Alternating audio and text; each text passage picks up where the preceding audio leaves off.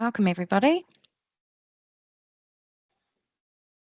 We'll just give it a few more minutes to get some, just wait for a few more people and then we'll start.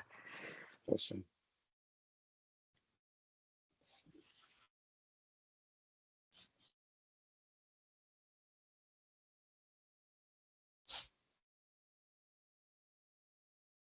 Hope everyone's having a nice day out there. I certainly am. The sun is shining in our office. It's super bright. Way bright, actually. How did I do that?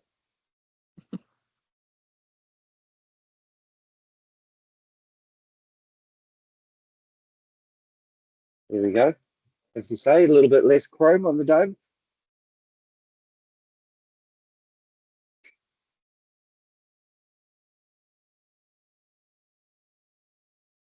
You're welcome to some more people that have joined us. We're just giving it a couple more minutes, just for a few more to join us. On the side, if anyone's interested, this particular webcam we're using today is an Insta360 link camera, and it can turn a dark room into a light room. It can change your color, probably slightly yellow. I don't know how to apologize for that. I'm colorblind, so I just mess with photos and people say, wow, that's amazing. And it's because it's not real. So it might be a little bit yellow. I can tell possibly. But the office is far darker than it appears to be. Pretty cool camera though. I recommend these. And of course, we do sell these cameras.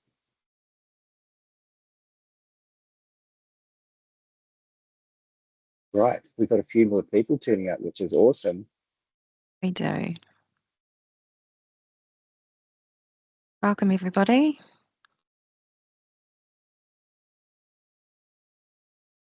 It's great. So I hope everyone's having a good day today.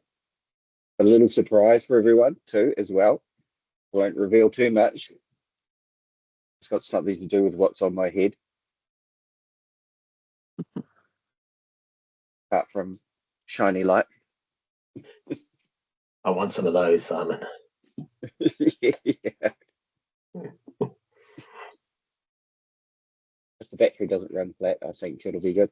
By the way, just testing these things, these headphones. What's the audio like for you? Is it okay? Yeah, it's actually really nice. Okay, so that's a tick in a box. Okay, I think we should start with the intros. Over to you, Simon. All right, thank you, Danica. So that was Danica, our lovely marketing manager and organizer of today's webinar. Thank you very much. We also have joining us today, we have Gary Wicks. And Gary looks after us at Lenovo. He is our interface between Acquire and Lenovo. Well, we have our own version, which is Jake Huang, who is our internal architect that does everything we need for our customers in respect to Lenovo. So Jake is a great resource, and I always suggest that our account managers deploy him to look after our customers whenever possible. Very importantly, of course, we have Pankaj Gupta, who is our workstation specialist for Lenovo ANZ. So we've got the geek. Sorry, I shouldn't have said that, possibly. But anyway, so we're going to run through or launch the new AI range that Lenovo have, which of course heralds the new processing technologies that are available, and also as an introduction to, as I say, what Jensen Huang calls the new decade in computing, where AI seems to become involved in our lives more and more. So it's a very interesting time, and I think we're going to listen to some very interesting stuff from our Lenovo friends, and that's going to start with Gary. Gary's going to open the conversation. Thank you very much, Gary. Thanks, Simon, for that nice welcome. Hello, everyone. Very nice to have you online. I know it's not as much fun as being in the room with us, but webinars are a great way to at least get some of this information out. So I'm just going to start with with a karakia. So tēnā koutou katoa, e te kahuni nui, whakarango, mitu a wara, Māti whanua ao, Māti rangi e hapi, ka tahu, ka tahi, ka mātua Lenovo. Please don't assess me on my tareo. So what I thought I'd do today, we're gonna have a little bit of fun with this. So we're not gonna just bring up a whole bunch of Lenovo products and step through the specifications of them. We're going to talk about some very important trends that are happening in the market right now. So we might just touch on how products are addressing that, but I promise you, my part of the presentation won't be that technical. I can't promise Pancages won't be, but certainly mine is going to be a little bit of fun. So I came across this a couple of weeks ago. I just thought I'd start by showing this little video. Hopefully this is not too laggy.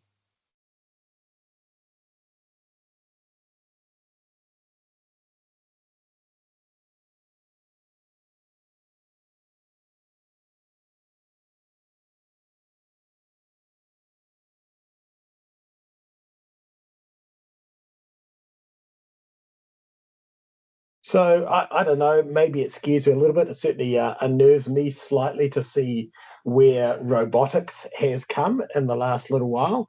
And if you combine that with the kind of conversation we're having today around AI, where generative AI is, yeah, a little bit interesting time in the world right now. I mean, IT's a fantastic place to be. All of us are living in it one way or another, whether you're an IT manager, or a CIO, or an IT person, or someone like myself working for a vendor or a partner like Acquire.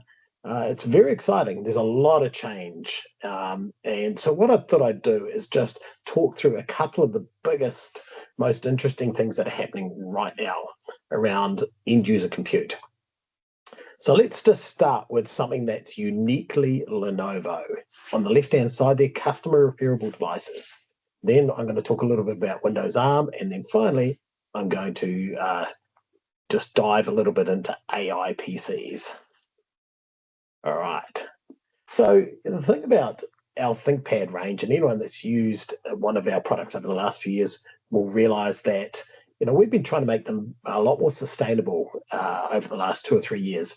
So we've moved to things like recycled materials, very, very high level content of recycled materials. The packaging is very sustainable now. We do CO2 offsets as well on all our devices. And that's all great. But for this year, against this new product, which has just been launched, which is our 5th generation of our T14, it's our standard corporate device, we're launching a new sustainability initiative. So let's just talk through what that initiative is. Okay, we've just made this commitment, and that is by 2025, 80% of all the devices we sell are going to be customer repairable. Okay, so this is quite exciting. So we're doing this by just completely rebuilding the product from a design point of view to make the product modular and to have customer repairable pieces and field replaceable units. Why are we doing this? Well, despite the fact that we've been able to recycle and recover assets for a very long period of time, very few companies in New Zealand are actually taking that opportunity up. So what does that mean? That means a whole bunch of e-waste is happening. Now, I don't have New Zealand numbers, unfortunately. I've only got worldwide numbers, but you can see from this slide that there is a tremendous amount of e-waste, and it's growing very, very rapidly. Okay, so 74.7 million tons. That number is quite hard to get your head around by 2030. So e-waste is becoming a major problem and contributing, to our world's waste problem. So one way to reduce e-waste is to make our devices last a lot longer. And the way we do that is make them repairable. We've all had devices that after 3 or 4 years, we've had to put in the bin, we've had to throw away because one little thing's gone wrong. It's just not, Either you can't replace that piece, or it's not economic to replace that piece, or it's just freaking difficult. It's just too hard, right? It'll be your phone or your computer or some other device. So we're about to reverse that trend. There is also this push throughout the world around right to repair, and I fully support this. So I've got an older iPhone sitting here, the one I use, and I know that when it finally dies, that there's no way I can repair anything. I can't even really easily replace the battery. It takes specialist tools, it takes specialist expertise to be able to do that. So Apple just simply won't let me do this very easily. So the whole idea of right to repair laws that are appearing in Europe now and will eventually appear in the United States is that you should have the right to repair it. You should have parts available. You have tools available as a consumer. So this is part of why we're doing this as well. So what have we done?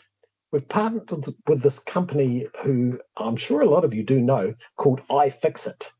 Now, iFixit's one of the leading voices around right to repair, and they've helped us through this journey. And you'll see in a moment, they have some very practical background support for us in this journey. Now, I left this slide up. I put this little chart here. Now, this is the rating that iFixit uses for how repairable your device is. And if you see down here, most devices go between 3.5 to 7.5. That's kind of where most of the devices in the world fit, with quite a few down this very low rating. And yes, I did put a few, suspects of the worst kind in here just to give you an idea. But most of our products have been sitting around this 8 to 9 over the last few years. The new product that we've just released is now sitting at 9.7. That's the provisional rating from iFixit, and you'll see why in a second. So what have we done? We've completely redesigned this product. So, and I know it's not that easy to see on a picture like this, but the device is now completely modular. So gone are all those complex one motherboard, everything's soldered onto its approach, and we've got. And you'll see we've gone back to 2 full-size DIMM slots and a full-size hard drive. We've got a replaceable battery there. Now the ports down the side, let me wave my mouse over the ports, are on a separate daughter board now. They're not soldered onto the motherboard, which is one of the main reasons devices get thrown away, is because someone wiggles the USB port too much or the HDMI port too much, and it cracks it on the motherboard, and you've got to throw it away because the motherboard's worth more than it's worth to repair the device. So separate port board. The cooling assembly can come off. It's no longer attached to the rest of the board. So when that fan gets noisy after 4 or 5 years, you can replace that fan. The keyboard is really easy to replace. The wireless WAN card. So it's been designed for all sorts of bits and pieces to be replaced easily by the consumer. It's also clearly labeled. I don't know if this is easy to see on your screen, but anything that's user replaceable has a white kind of area around it. It also has a QR code, and that QR code's important. I'll show you why in the next screen. So this simplified look and this simplified approach is so that when your grandmother decides to pull the back off this thing and repair her device, this is going to be much easier for her to identify which parts she can do that. So if you scan the QR code, what do you get? You get these step-by-step YouTube videos, which are created by iFixit. So iFixit actually does this for devices now, but we're actually sponsoring them to do it for all of our devices. So this is very exciting. So anyone with any skill level can sit there and start pulling these components out. And additionally, on that same website, there's a button to order that spare part. We'll deliver it straight to your house or your business. So this is very exciting. It's no other manufacturer has done this yet. We hope they'll copy us, that they'll go this way, because this will allow you to extend the life of your devices for a lot longer. And what we're talking about here really is post-warranty. We're not talking, if a device has some issue during warranty, you should call the Lenovo guy and get him to come out and fix it. That's fine. You shouldn't have to worry about that. But it's extending the life of those devices so they don't go in the tip. Now, just in case you think this is all just a bit of hot air, I'd like to give you a live example of this. Happened about 3 weeks ago in my house. I had a device sitting there that had a squeaky keyboard, believe it or not. The keyboard's going every time I hit it, which was really getting on my nerves. So I called the Lenovo team, and if you buy Premier Support service option, they will actually come to your house and repair your device. So that's what I had on this device, so that's great. So so he came to my house, and then he started to disassemble this product. Now, I took a few photos while he was doing it because I was absolutely shocked at how much he had to do to replace the keyboard. So you see, he started taking components out. This little picture here is him pulling little bits of tape that were holding different parts of the thing together. And he said to me, "Oh, they don't actually give us a replacement piece of that tape. We have to preserve that and put it back on when we reassemble it." He was pulling wires out from around the edge here. He even took the screen off. You can see on that right-hand side there. This is to replace a keyboard. Now, bear in mind, this guy had 2 degrees. He was super, super smart, a highly skilled technician. So you see, this is the opposite end of it. And we would be, you need high skills. You can't actually really access the parts anyway. It's very hard.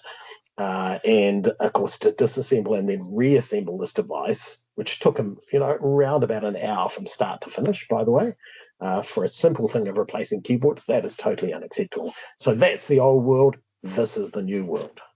So I hope you're excited about that, because I certainly am. I think this is the right thing to do for a device manufacturer. Just looking at some of these questions here, and I'm more than happy to answer questions on the chat. Can we get a CPU socket? No. So we're not doing up. At the moment, we're only focusing on repairability rather than upgradability. Having said that, you'll see that there are 2 memory sockets now, which are not glued to the motherboard anymore. So they're completely independent. So yes, you can place that, and a full-size SSD. So that, I suppose, is an upgradability piece. Certainly some of the devices had been coming with glued down and inaccessible components when it came to RAM and memory, so that's cool. But no, not CPU at this point.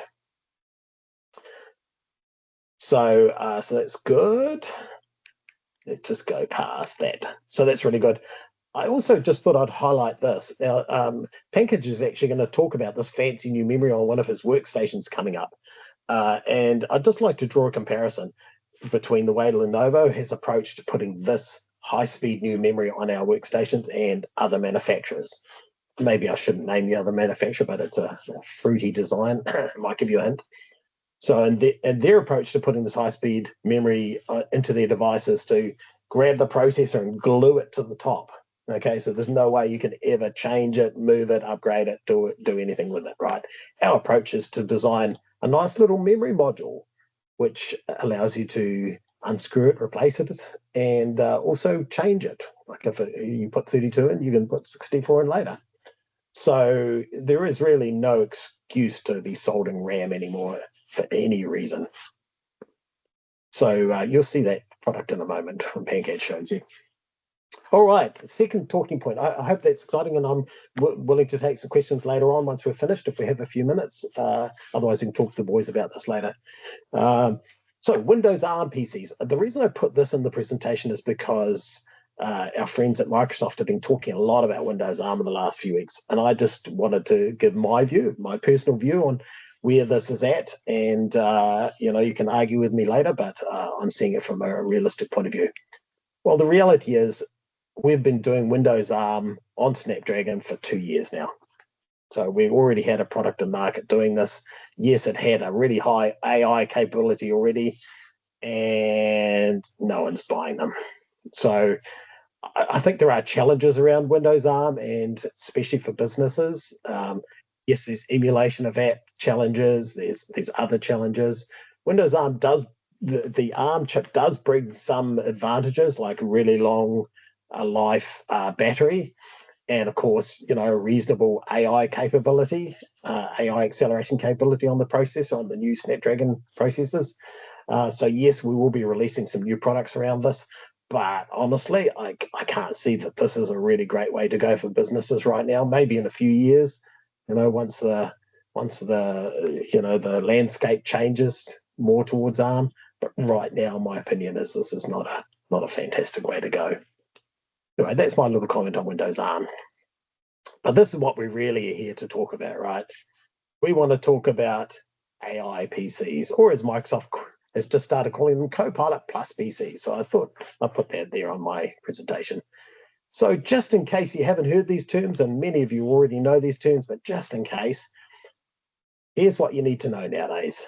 Of course, you know what a CPU is. It runs the device. It's really good for sequential instructions. And then you've got a GPU, which is great for large models, content creation and consumption. So, anyone that's working in creation probably wants a GPU. And now everyone's talking about this thing called an NPU. Well, I say everyone, not everyone calls these things NPUs, by the way. Some manufacturers still call them GPUs, and they've got NPUs in them. Anyway, that's just to confuse you. So an NPU is especially to accelerate AI workloads, right? So we are now currently measuring the NPU capability of the processor with this little an acronym here, TOPS, which is tera operations per second. So you're going to hear about this everywhere. So they're going to go, oh, this is 10 TOPS, this is 20 TOPS, this is 40 TOPS, whatever. Right, so that's going to be the word you're going to hear over and over when everyone talks about AI PCs. So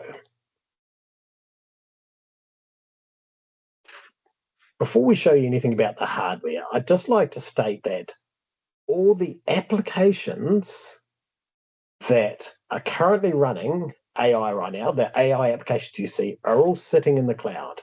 Okay, so whether it be ChatGPT or Bard or one of the other applications you've seen come out, they all sit there in the cloud. Okay, which is great. Even Copilot, which is fine. However, it's not scalable over a long period of time. Right? There's reasons why. It's very difficult to buy the GPUs they need to run these applications. They're very expensive. They take a lot of power. I was looking at a rack of NVIDIA T100s the other day, and it said on that entire rack it was drawing 20,000 watts just on that one rack. So you imagine how much power for a data center where there's hundreds of those racks. It's very difficult to find that amount of power. Security and privacy concerns. So the drive is to bring AI models to the local device. Okay, so this is the future, shifting from the cloud to hybrid or even on device. And you'll see WWDC the other day, Apple was talking about it a lot, about bringing their AI capability to their devices, and then occasionally offloading it to the cloud as needed. In fact, they called that what did they call that? I can't actually remember. They had a word for that. So this is what we're trying to do by having processors that can run some AI applications. Okay, so these are the processors that are in market right now with NPU capability. So this is called an Intel Meteor Lake, and all the devices that are currently shipping have that. And there's an AMD version, Hawk Point. Both have some AI capability.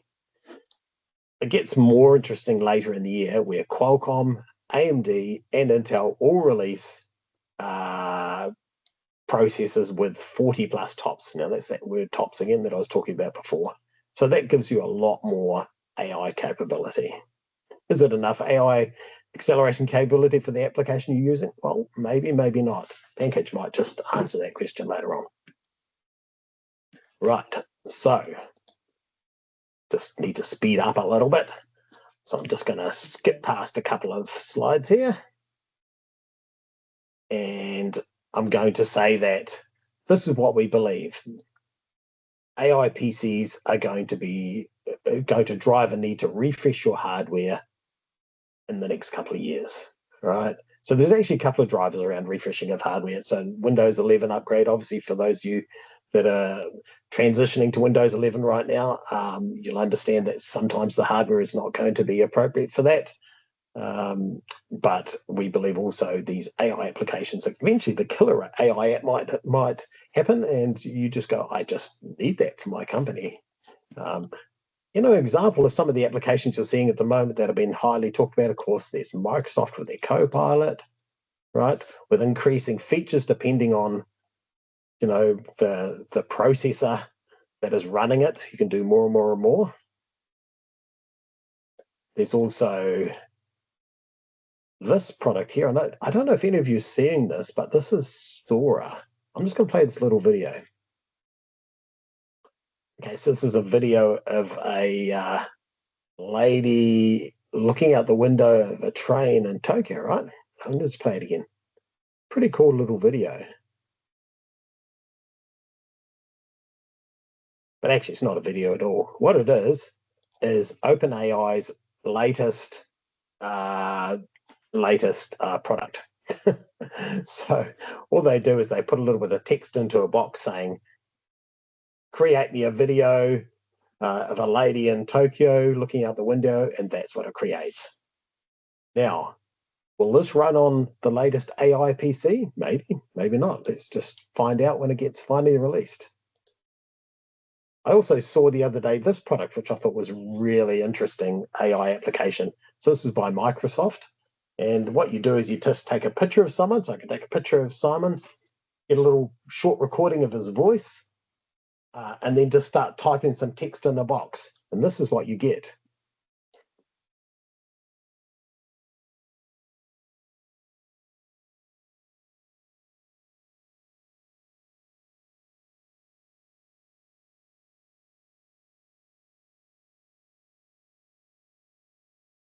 So, instant deep fakes. Amazing. There's a little fun one that was created.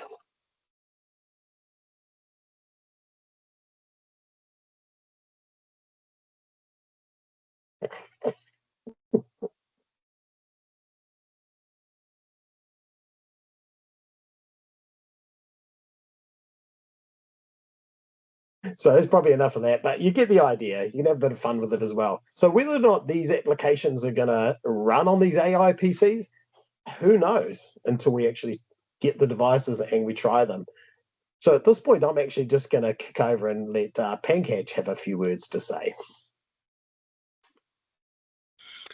Thank you, Gary. Thank you so much. Well, I think everybody needed a bit of Mona Lisa to get the day going anyway, so thank you for that. Good. I'm assuming it's good, all good. Still good morning in New Zealand because I'm actually based in Sydney. Yeah.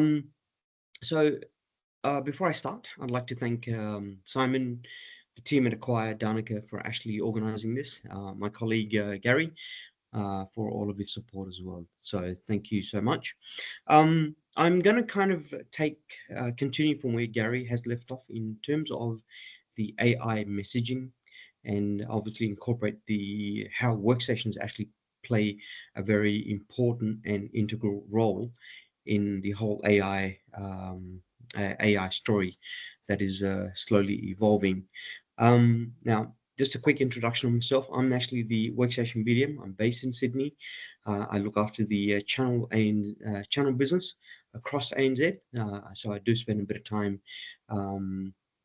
in New Zealand, talking to partners, talking to a lot of our customers, and actually supporting a lot of our partners as well. So with that, I think shall I take control? Yep, I'm going to take control of the slides and hopefully we'll go. So we're going to start with the video. I know that Gary touched on one of our focus products. It's called the P1. So I'm just going to start the video now.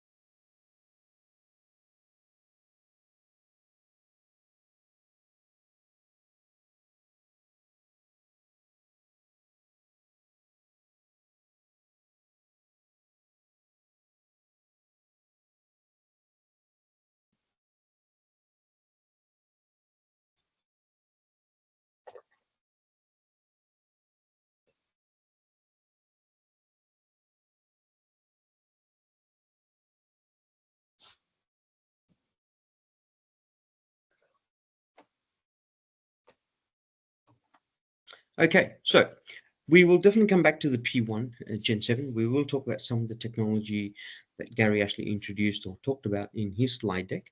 So I'm going to leave that to the last piece. But the P1 Gen 7, if anyone out there obviously is familiar with any of our mobile workstation, our premium product, the P1 is in fact one of our premier products that we have on the market in our portfolio, and we've actually just released the next version, which you've just seen. So there are some cool bits and pieces, and as I mentioned, we'll come back to it.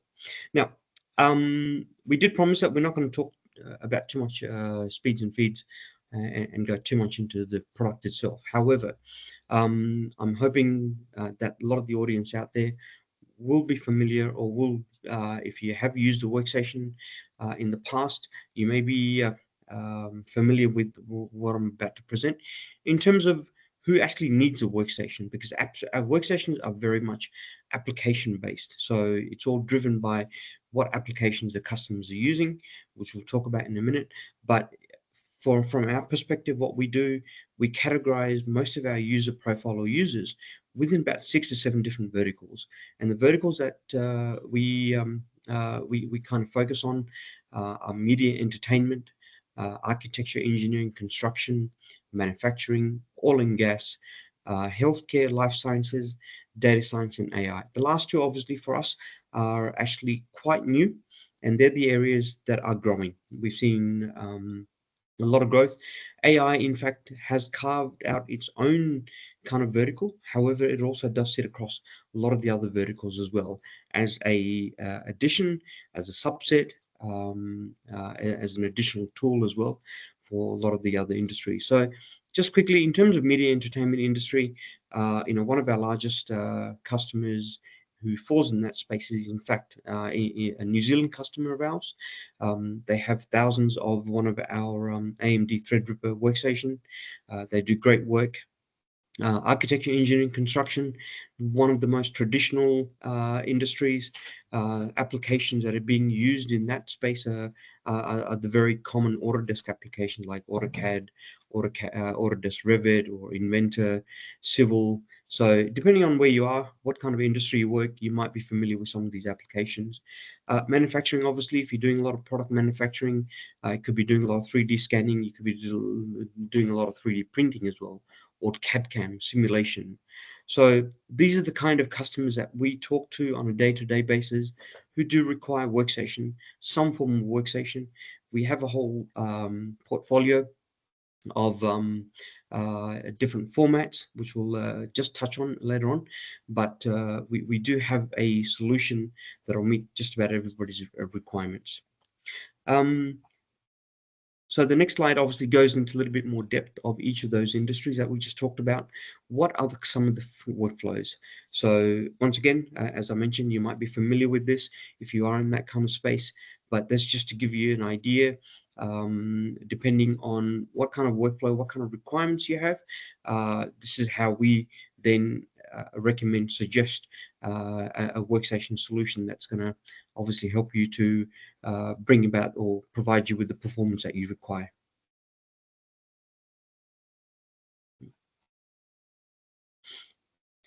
This particular slide, as I mentioned, it is all driven by application. So these are some of the vendors and the applications, what we call ISVs, independent software vendors.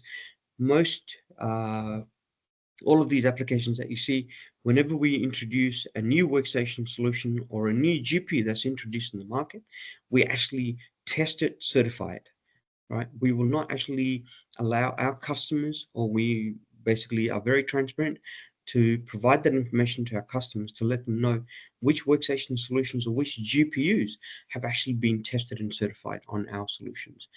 We have a lot of information that we get from NVIDIA as well to support and help our customers to be able to identify what has been optimized in terms of deriving that optimum performance that you deserve. Okay, so we talked about, I know that Gary talked about NPU. Now, before the NPU kind of wave that started just recently from an AI perspective, generally when we talk to customers from a workstation perspective, we look at the CPU, we look at the GPU, and we compare the difference between the two. So the CPU obviously stands for Central Processing Unit. GPU is a graphics processing unit. Now, on most Intel Core I chipsets, it does come with an integrated GPU. That integrated GPU obviously provides that user interface. So if you didn't have that interface, you will not be able to see anything on the screen. So it provides that basic a graphical user interface that we see. In terms of the CPU itself, generally they come from about 120 cores now. Some of our new Intel Xeon-based workstation with a dual Intel socket, we can actually get up to 120 cores. But by and large, when you're looking at a standard desktop kind of a solution, whether it be, a desktop or a mobile solution, laptop, we're talking about 10 to 14 cores. The processing that happens, which the CPU obviously undertakes, they're good for serial processing or linear. So you get a task, it completes a task, the next task, and so on. As compared to a GPU you can actually get up to thousands of cores, right? So it's very good for parallel processing, highly matrix operations. Now, one of the clear difference that we have between a CPU and GPU are the different type of cores. Now, core is basically essentially a processing engine, so to speak. A GPU, however, over the past a few years, they've become a lot more advanced. So they started with just standard CUDA cores, just like a CPU core, you could call it, but they've also now included tensor cores and RT cores. So what is the difference between the three type of cores that you get in a GPU? As I mentioned, the CUDA cores are your general purpose cores for any graphic kind of acceleration or enhancement of graphics workloads.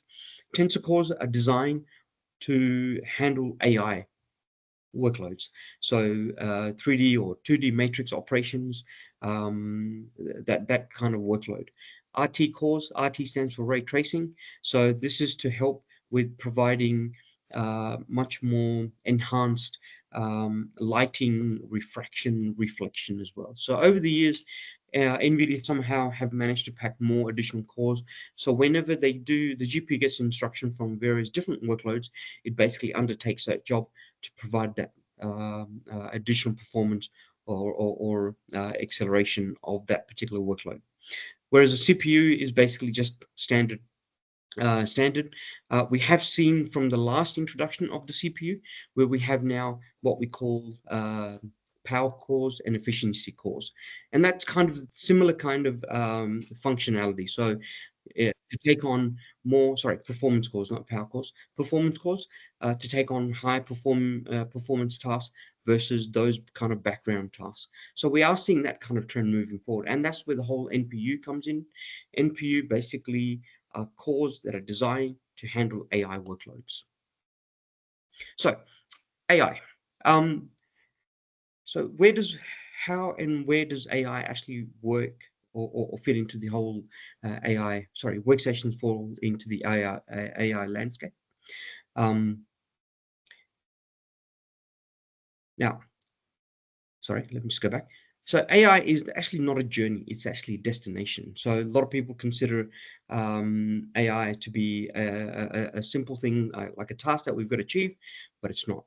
And one of the things that we'd like to highlight from our perspective, obviously in the last couple of months, there have been a lot of media, a lot of attention in the media about the whole AI, Microsoft, Intel, NPU, and AI. So these are some of the things that we ourselves are learning.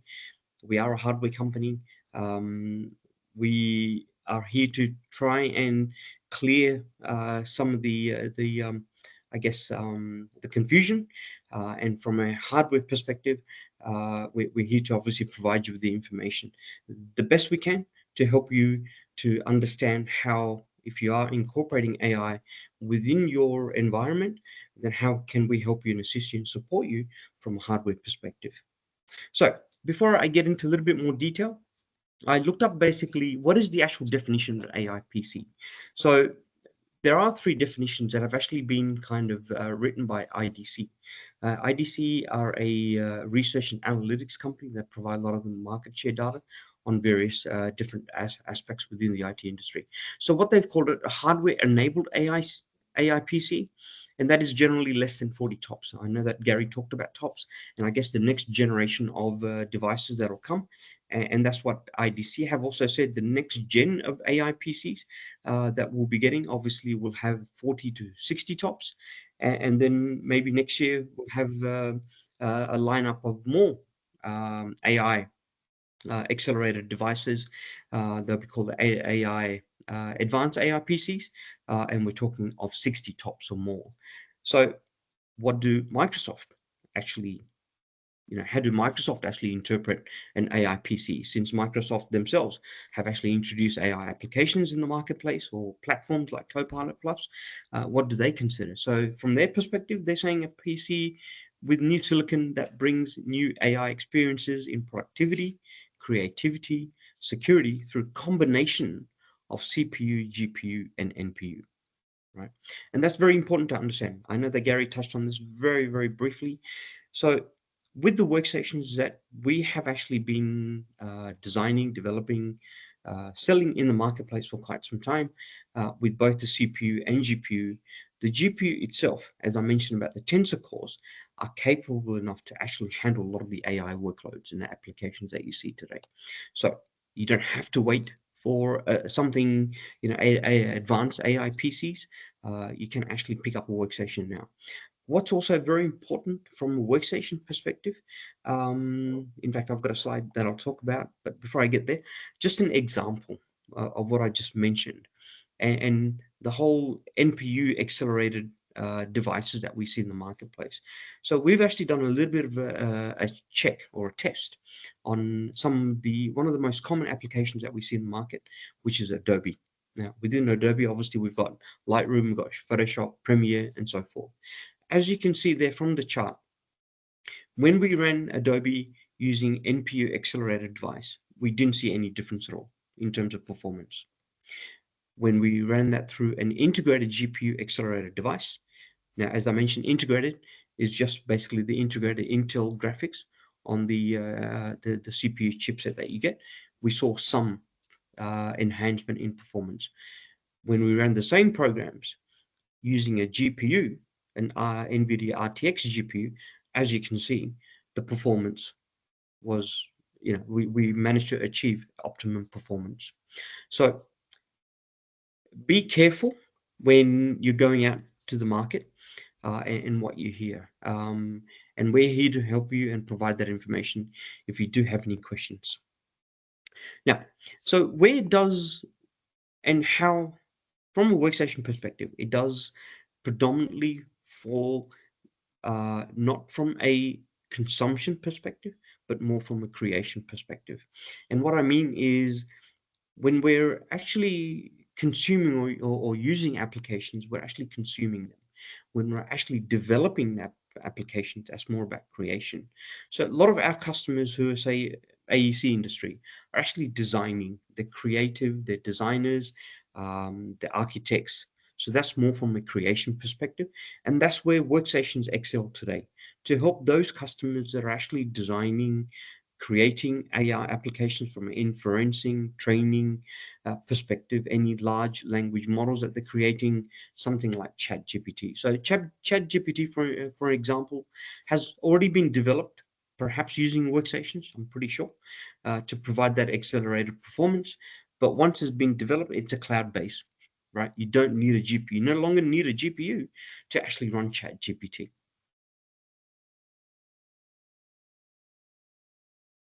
Okay, so we did talk, sorry, I've just skipped one slide. We did talk about TOPS, right? So TOPS is basically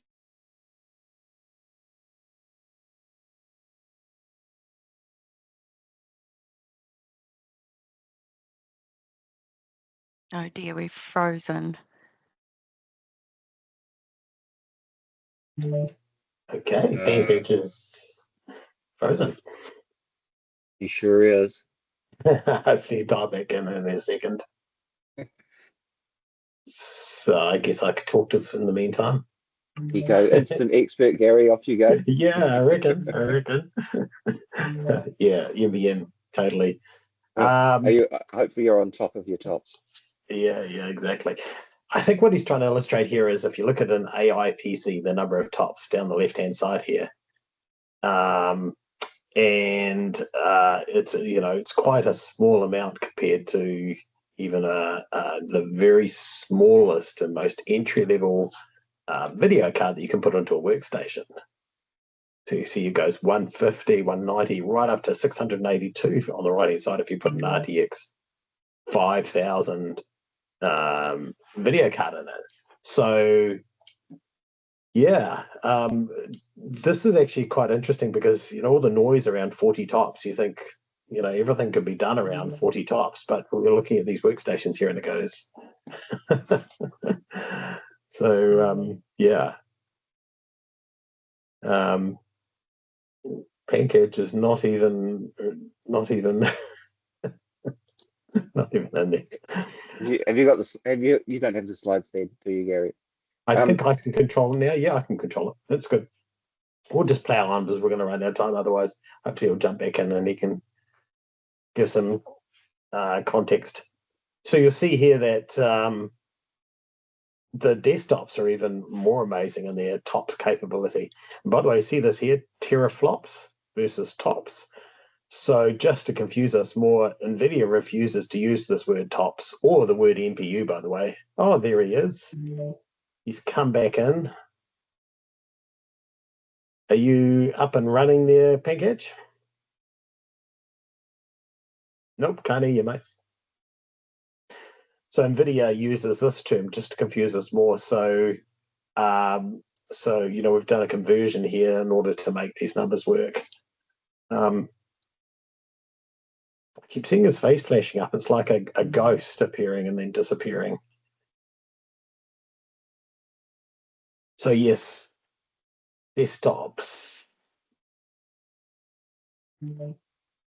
And this is our range of desktops from our very small P3 Tiny, which is the smallest device we make, and all of them support a great range of video cards from a T1000 here through to the much more aggressive video cards in these devices here. These are the Xeon devices, ones in the middle, P5, P7, PX.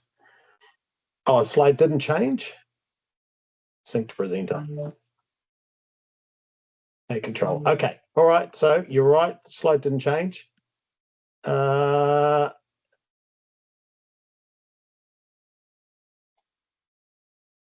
catch.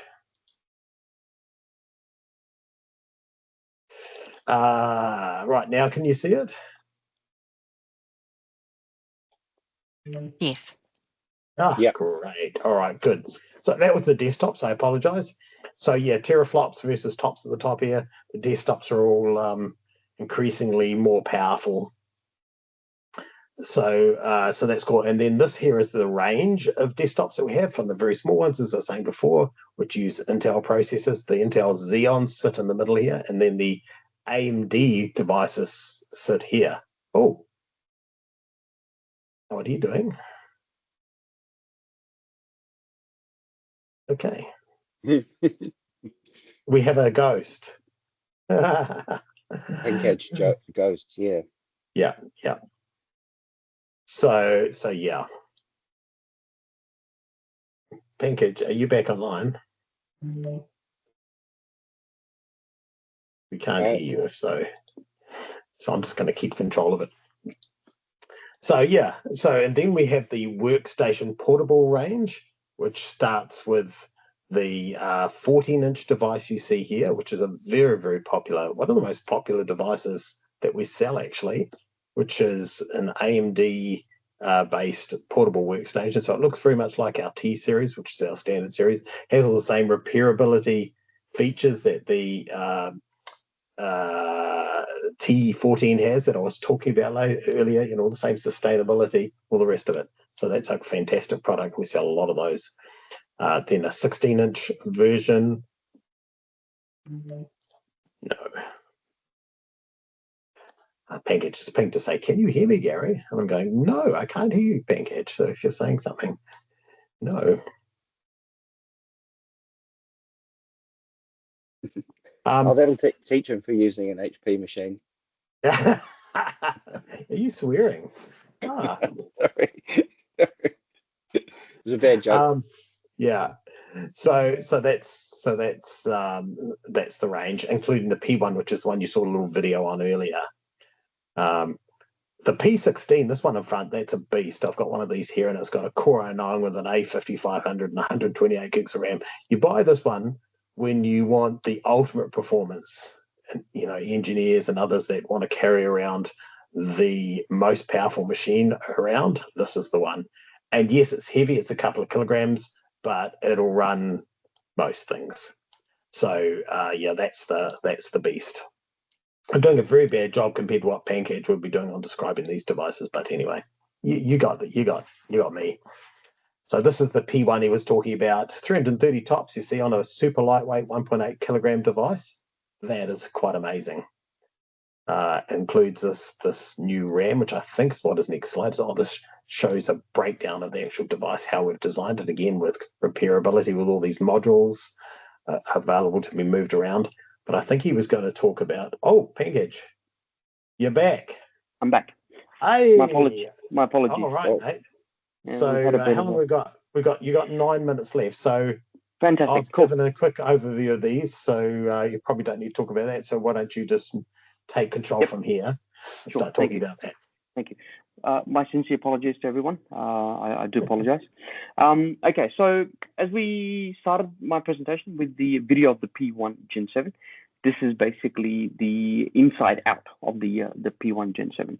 There are a couple of things that I'd like to talk about. One being the LP CAM memory, which is actually a new technology that we've actually now have brought out with our P1 Gen 7. Gary did talk about a lot of the repairability from a customer perspective.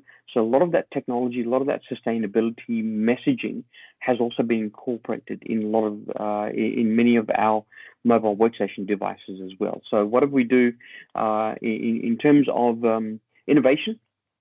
We do try and incorporate that across the entire portfolio. Okay, next slide, please. So what is LP CAM? Now, those that may not be familiar with it, the LP CAM actually stands for Low Power Compression Attached Memory Module. The technology is actually developed by Micron. So we've actually partnered with them to bring LP CAM in the P1 Gen 7. So before anybody asks or is wondering, this technology is only available in the P1 Gen 7 model, not in any of the other mobile workstations. And as far as I know, I don't think it's in any other laptop or mobile device that we have, only in the P1 Gen 7. Why have we done that? There are a couple of reasons. One was obviously to provide that repairability or upgradability feature. So it was very difficult. A lot of the devices come with 2 DIMM slots. You can upgrade it. But the SODIMM technology itself has been around for so long. It's got to a particular point where they're just not able to get any higher performance from it. So the LP CAM itself does provide almost 40 to 50% higher performance. 5600 MTS versus 7500 with the LP CAM. As I mentioned, it can be upgradable. It sits very close to the CPU, so there's very low latency. It is low power, so it consumes a lot of low power, consumes less power than a SODIMM does, which in effect means that there's less heating issues, less possibilities of the RAM itself being damaged due to excessive heat. So there are some very clear, very prominent features and benefits of using LP CAM. A lot of people do know that. We're not the first in the industry to bring it out, has been around. We're probably one of the earlier adopters in a mobile workstation device of this nature, and partnering with companies like Micron, who actually do develop or have developed technology behind it. At this particular point in time, the actual module can be replaced up to 64 gig. We are hoping in the future that we can get up to 128 gig. It is a single module. It is not dual. However, the module itself is a single module, but within that, you have 2 memory, 2 RAM chips, which do provide that dual channel. So being a single module, you still get that benefit of a dual channel memory. And I think, yep, that's pretty much it from me. Right, back to Simon. Sorry about the glitches, everyone. Well done. Well done. We overcame the technical issues. And thank you so much. So everyone, when we do need additional assistance or expertise, we can call on Pancage to assist us. And of course, I think you really like large rollouts, don't you? Yeah. We also have Jake, of course, who is our internal brand specialist and configuration architect. So between Jake, Gary, and Pancage, we can really focus on getting the right solution for the best outcome moving forwards. Again, it's the age of AI, so you're either in or you're not. And it won't be too long before the mainframe cloud services start to push out to the edge. And that's when the processing power will really become important, as far as I can see. But thank you for attending, everyone. And of course, we've got some very nice prizes to give away. And I think, Danica, you've set up some sort of automated random selection process. Is that correct? I have. So let me share my screen.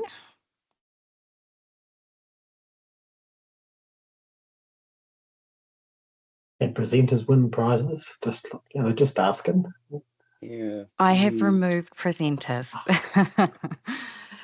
So we will introduce the prizes. We have a Lenovo 27-inch monitor valued at $245. Next prize, we have a Visa Prezi card, which is loaded with $500, so you can spend as you wish, or a Sonos Move speaker, which is worth $798. So over to our wheel picker. First prize for the monitor.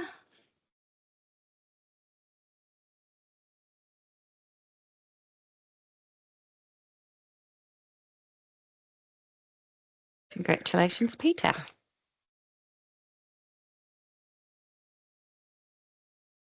Okay. Our next prize is the Visa Prezi.